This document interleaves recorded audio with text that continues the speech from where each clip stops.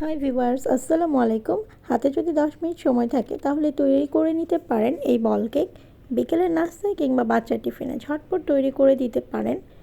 একদম ঝামেলাবিহীনভাবে তৈরি করে নেওয়া যায় কেকগুলো।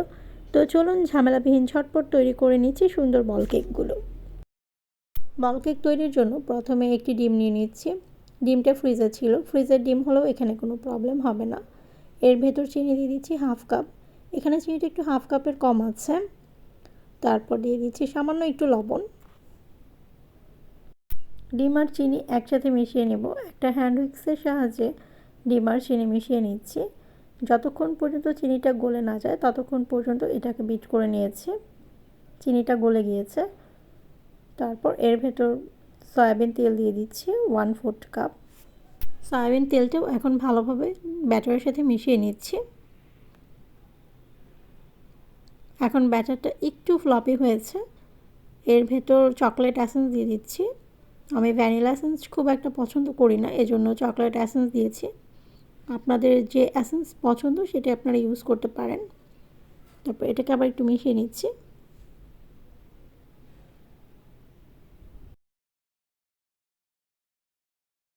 ব্যাটারের কালার অনেকটাই চেঞ্জ হয়েছে আর একটু ফোমি ভাব এসেছে। এর ভেতর এখন অ্যাড করব হাফ টিস্পুন বেকিং পাউডার।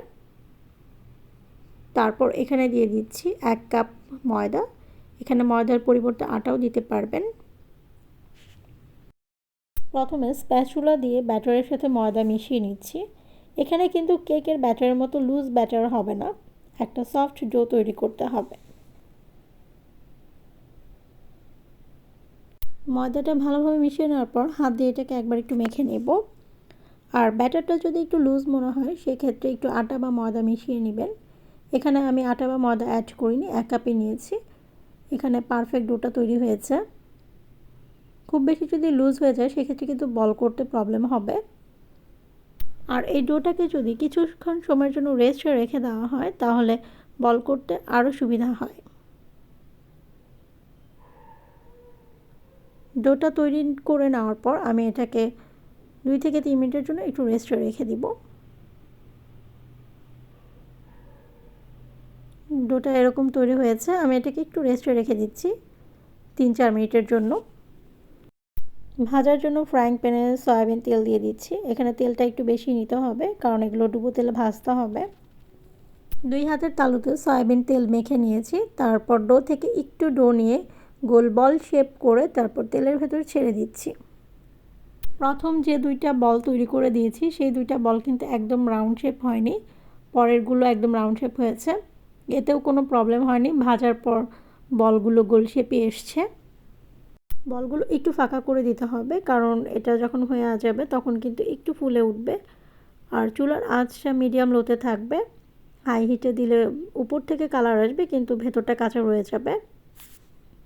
একটা পাশ হতে 1.5 থেকে 2 মিনিটের মতো লেগেছে। তারপর বলগুলোকে উল্টে দিচ্ছি। একটা পাশ হয়ে গেছে, কালারগুলো হালকা লাল এসেছে। এখন অপর পিঠও আমি 1.5 থেকে 2 মিনিটের মতো ভেজে নিচ্ছি।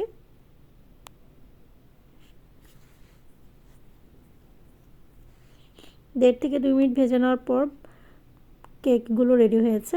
এখন এগুলোকে নামিয়ে ফেলছি।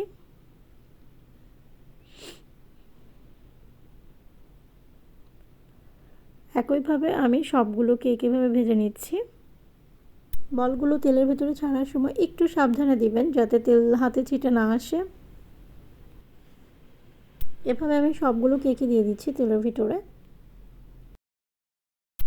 বিকেলের নাস্তায় চায়ের সাথে ঝটপট তৈরি করে নিলাম ঝামেলাবিহীন ডেলিশিয়াস বল কেক। আপনারাও বাসায় ট্রাই করবেন আর ভালো থাকবেন। Thanks for watching.